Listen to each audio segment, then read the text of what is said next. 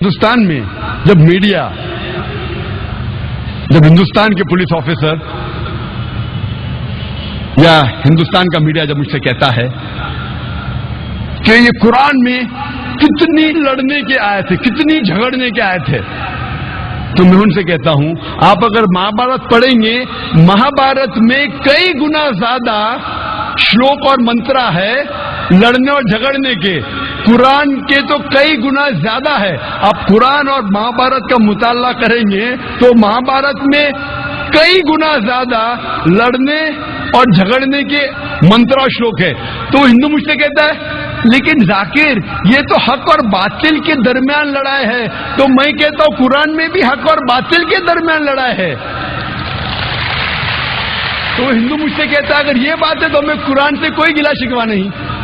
تو اگر آپ کو اسلام کی دعوت پیش کرنا ہے تو سورہ ال عمران سورہ نمبر 3 آیت نمبر 64، تعالوا الی کلمۃ سواء بیننا و بینکم، آؤ اس بات کی طرف جو آپ اور ہم میں یکساں ہے۔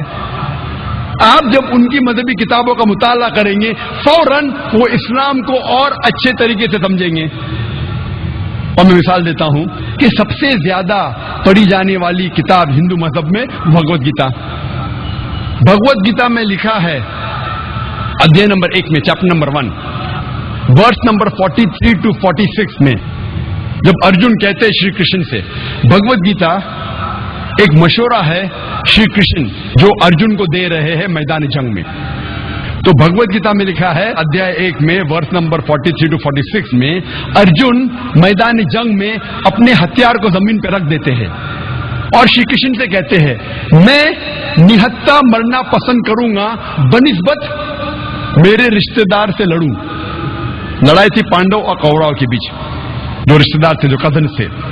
تو شری کرشن کہتے ہیں چند شلوکا کے بعد چیپٹر نمبر 2 ادھیائے 2 ورس نمبر 2 اور 3 میں شری کرشن کہتے ہیں ارجن سے آپ کو ایسے ناپاک خیال دماغ میں کیسے آئے؟ How come such impure thoughts have come in your mind? یہ ناپاک خیال آپ کے دماغ میں کیسے آئے؟ How come you have become so important? آپ نپنسک کیسے بن گئے؟ کون کہہ رہا ہے؟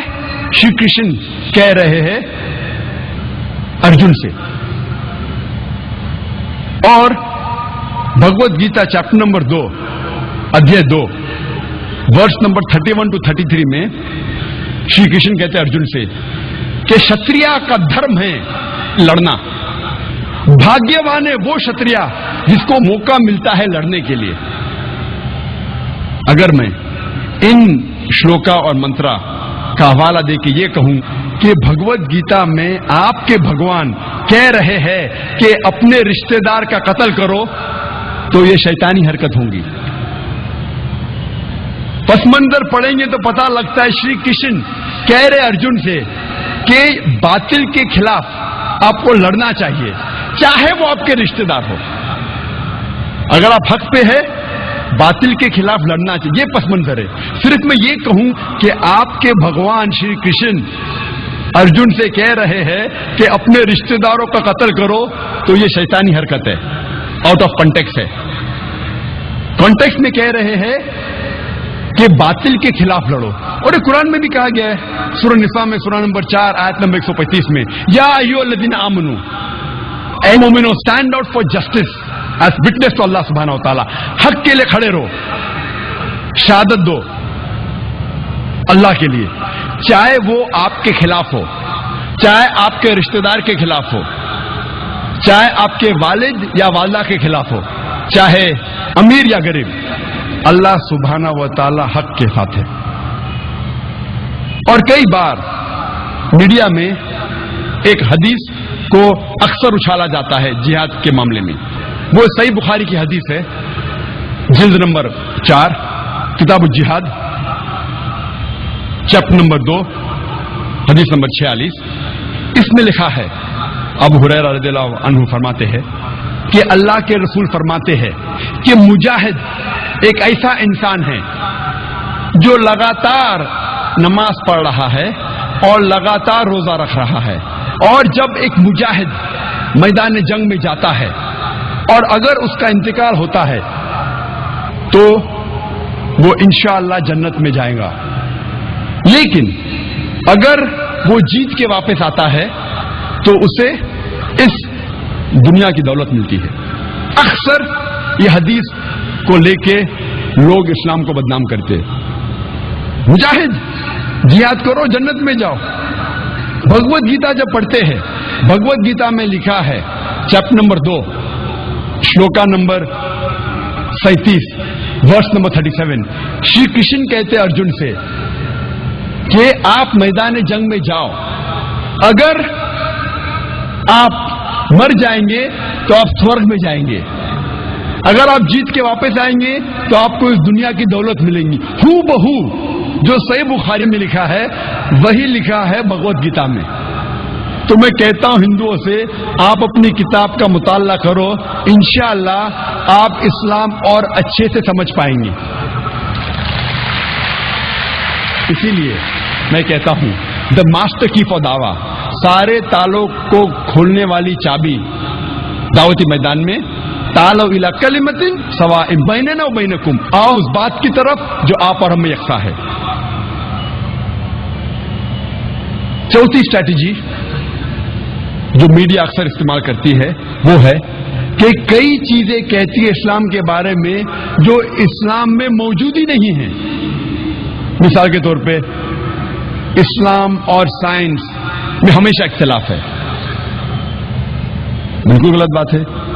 قرآن مجید میں 6000 سے زیادہ آیتیں ہیں، اس میں سے 1000 سے زیادہ سائنس کے بارے میں ہے، اور ایک بھی قرآن کی آیت نہیں ہے جو سائنس نے کہا ہے کہ یہ غلط ہے.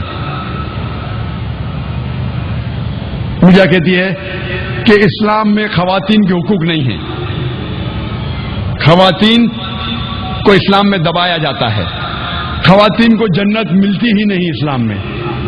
میری تقریر آپ سنیں گے اسلام میں خواتین کے حقوق، آپ دیکھیں گے ماشاءاللہ. اسلام ایک واحد مذہب ہے.